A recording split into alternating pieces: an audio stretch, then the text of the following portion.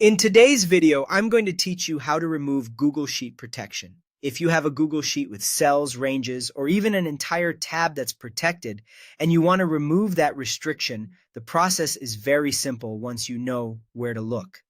This is useful if you no longer need editing limits, if you're updating permissions, or if you want to make the sheet fully editable again for yourself or your team. To begin, open the Google Sheet where the protection is currently applied. Make sure you're in the correct spreadsheet before making any changes, especially if you manage multiple files. Once the sheet is open, go to the top menu and click Data. Then select Protect Sheets and Ranges. This will open the Protection Settings panel on the right side of the screen. That panel is where Google Sheets stores the rules that control which parts of the file are locked down. Next, look through the panel carefully to find the protection rule you want to remove. In this area, you may see protected ranges, which means only specific cells or sections are restricted, or protected sheets, which means an entire tab has editing protection. Take a moment to identify the correct rule before clicking anything.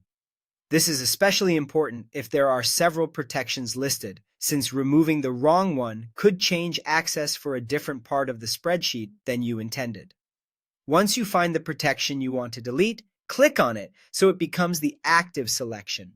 This tells Google Sheets exactly which rule you're working with.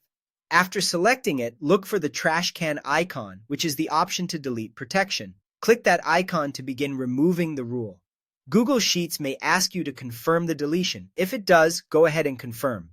After that, the protection will be removed, and the cells or sheet connected to that rule will no longer be locked under that setting.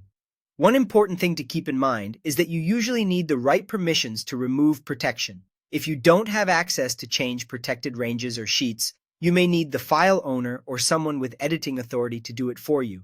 And that's it. Open the protection settings, find the rule, click the trash can, and confirm deletion. Once done, your Google Sheet protection is removed.